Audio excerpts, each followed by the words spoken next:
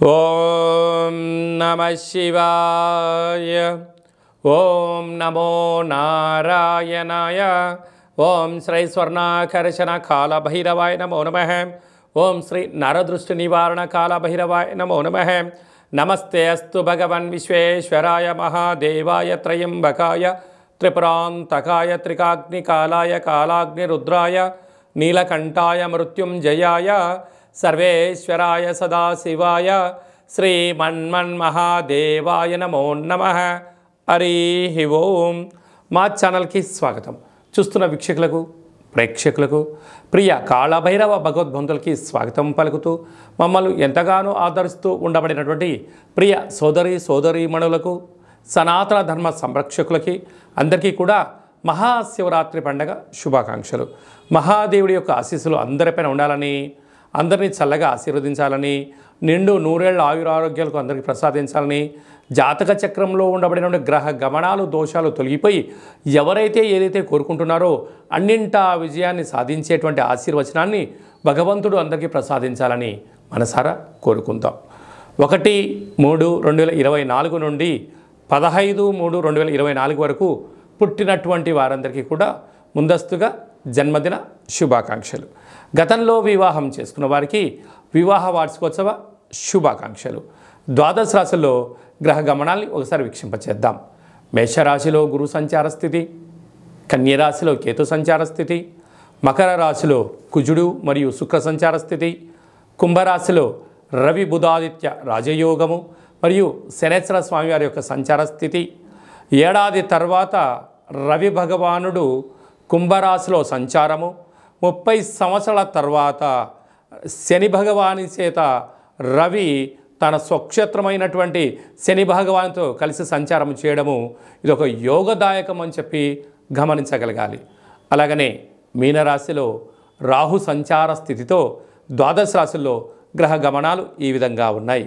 8వ తారీఖున బుధ భగవానుడు మీనరాశిలోకి సంచారము, 9వ తారీఖున శుక్ర భగవానుడు కుంభరాశిలోకి సంచార స్థితి, 15వ తారీఖున రవి భగవానుడు మీనరాశిలోకి సంచార స్థితితో ద్వాదశ రాశుల్లో గ్రహ గమనాలు ఈ విధంగా ఉన్నాయి. కర్కాటక రాశి వారికి మహాశివరాత్రి సందర్భంగా ఆదివారం అమావాస్య సందర్భంగా ఎలాంటి విధి విధానాలు పాటించాలో ఈ వీడియోలో సవివరంగా సంపూర్ణంగా తెలుసుకుందాం.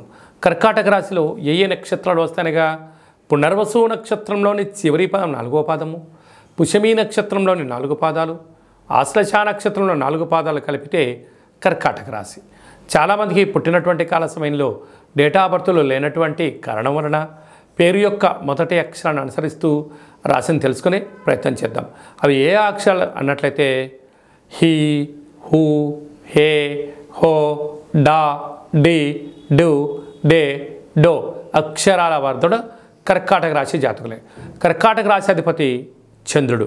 వీరికి తృతీయంలో కేతువు, సప్తమంలో కుజశుక్ర సంచార స్థితి, కుజదోష ప్రభావము, అష్టమంలో రవి బుధ శని సంచార స్థితి, భాగ్యస్థానంలో రాహు, లాభంలో గురు సంచార స్థితి ఉన్నప్పుడు ఒకవైపు ఏమో కుజదోషము, అష్టమంలో 3 గ్రహాల సంచార స్థితి. ఇలాగ 18 సంవత్సరాల తర్వాత ఈ యొక్క గ్రహాల కలయిక ఇలా ఉంటుంది కనుక చిన్న చిన్న విషయాలకు ఆందోళన, చీకులు, ఇబ్బందులు, స్వల్పమైన వాహన ప్రమాదాలు పొంచి ఉన్నాయి. కనుక మీ జన్మ నక్షత్రం రోజున ఈ అమావాస్య సందర్భంగా మీరు దూర వాయు జల ప్రయాణాలు పెట్టుకోకపోవడం ఉత్తమోత్తంగా భావించగలగాలి. అనవసరమైన ఖర్చులు తగ్గించుకునే ప్రయత్నం చేయగలగాలి.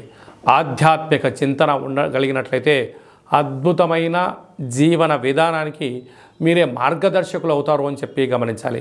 కనుక కర్కాటక రాశి వారు పంచామృతముల చేత, చెరుకు రసం చేత, తెల్లటి బియ్యాన్ని నానబెట్టినటువంటి బియ్యం చేత మహాదేవుడికి అభిషేకం చేసుకోవడం అదృష్టం, ఆనందం మీ సొంతం అవుతుంది.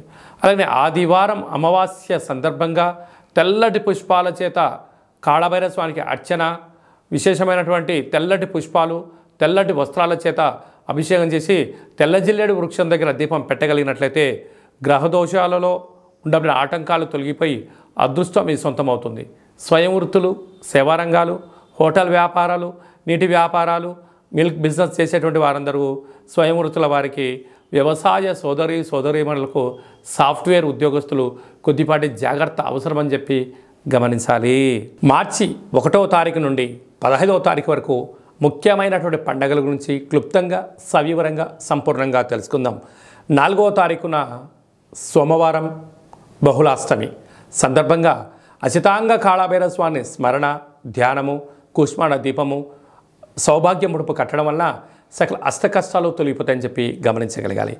8వ తారీఖున మహాశివరాత్రి పండుగ విశేషమైనటువంటి శుక్రవారం, శ్రవణ నక్షత్రం, ధనిష్ఠా నక్షత్రంతో కూడుకున్నటువంటి మహాశివరాత్రి అవ్వడం వలన మనకు అయోధ్య రామ మందిర నిర్మాణం తదనంతరం తర్వాత మొట్టమొదటిసారిగా వస్తూ ఉండబడిన మహాశివరాత్రి పండుగ సందర్భంగా మనమందరం కూడా జన్మకో శివరాత్రి అన్నట్టుగా ఈ యొక్క 2024వ సంవత్సర ప్రారంభ కాలంలో శుక్రవారం కళౌ వెంకటేశ్వర అన్నట్లుగా శ్రీ వెంకటేశ్వర స్వామి వారి యొక్క జన్మ నక్షత్రం రోజున మాస శివరాత్రి మహాశివరాత్రి సందర్భంగా మనమందరము కూడా వీలైనంత వరకు ఉప ఆవాసం ఉందాం, శివనామస్మరణ చేద్దాం, వీలైనంత వరకు మౌనంగా ఉండే ప్రయత్నం చేద్దాం. ఆ ఆది మహాదేవుడి యొక్క ఆశీస్సులు పొందుదాం. కుదిరితే మీ దగ్గర ఉండబడిన శివాలయంలో అభిషేకం చేసుకోండి. అలా కుదరలేనటువంటి పక్షంలో కానీ లేదు ఇంకొంచెం భగవంతుడి యొక్క ఆశీస్సులు పొందాలి అన్నట్లయితే మన యొక్క కాళభైరవ స్వామి యొక్క దేవాలయంలో సహస్ర ద్వాదశ జ్యోతిర్లింగేశ్వర స్వామివారు 1,00,000 రుద్రాక్షల మహాదేవుడిని ఏర్పాటు చేయడం జరిగింది కనుక మీ గోత్రనామాలు మాకు పంపించినట్లయితే మీకు వాట్సాప్ ద్వారా వీడియో కాల్ చేయించి మహాదేవుడికి రుద్రాభిషేకము, శతరుద్ర హోమాన్ని చేయించడం జరుగుతుంది కనుక భక్తులందరూ కూడా మహాదేవుడి యొక్క అభిషేక కార్యక్రమంలో పాల్గొని ఆ పార్వతీ పరమేశ్వరుల యొక్క కృపకటాక్ష వీక్షణ పొందగలరు. అలాగనే మరో అద్భుతమైనటువంటి విషయం ఏమిటయ్యా అనగా 10వ తారీఖున ఆదివారం అమావాస్య పూర్వభద్ర నక్షత్రం రావడం కూడా జరుగుతుంటుంది. అంటే మాసాలలో ఆమాకావైనట్టుగా మాఘమాసము, అందులో మహాశివరాత్రి తదనంతరము ఆదివారం రోజు అమావాస్య రావడం వల్ల అద్భుతమైన అతీంద్రియమైన శక్తి సంపాదించడం కోసము ధ్యానం, పూజ, హోమ కార్యక్రమంలో పాల్గొన్నట్లయితే సకల శుభం కలుగుతుందని చెప్పి గమనించాలి. కనుక ఈ కాళభైరవ స్వామికి ఆశీస్సులు పొంది ఆ అమావాస్య రోజు సకల దుష్ట ప్రభావాల నుంచి, భూత ప్రేత పిశాచాల నుంచి, అపమృత్యు దోషాల నుంచి, వాహన ప్రమాదాల నుంచి తొలగించడం కోసము ఏ రాశి వారు, ఏ నక్షత్రం వారు ఎలాంటి విధి విధాలు పాటించాలో సవిరంగా సంపర్వం కూడా మనం తెలుసుకుందాం. అదే కాకుండా ఈ యొక్క మార్చి నెలలో ప్రథమార్థమంతను కూడా అద్భుతమైన విజయం సాధించగలగాలి అన్నట్లయితే మనం ఒక్కసారి ఈ పాత్రను గమనించినట్లయితే ఇది ఒక కంచు పాత్ర. ఇందులో మనకు రాసులు 12 ఎలా ఉంటాయో 12 రాసులను అచ్చు వేయడం జరుగుతుంది. కనుక ఈ యొక్క పాత్రను మన యొక్క పూజా మంత్రంలో ప్రతిరోజు పూజ చేసిన తదనంతరము మనసులో ఒక్కొక్క నెలలో ఒక్కొక్క కాళభైరవ స్వామి ఉంటారు కనుక ఈ యొక్క మాఘమాసంలో అచితాంగ కాళభైరవ స్వామిని స్మరించాలి కనుక స్వామికి ఆశీస్సులు ఎలా పొందాలో తెలుసుకుందాం. అలాగే మనసులో ఓం అచితాంగ కాళభైరవాయ నమః అని అనుకొని ఇలా శబ్దం చేసినట్టయితే ఒక పాత్రలో ఓంకార శబ్దం రావడం జరుగుతుంది.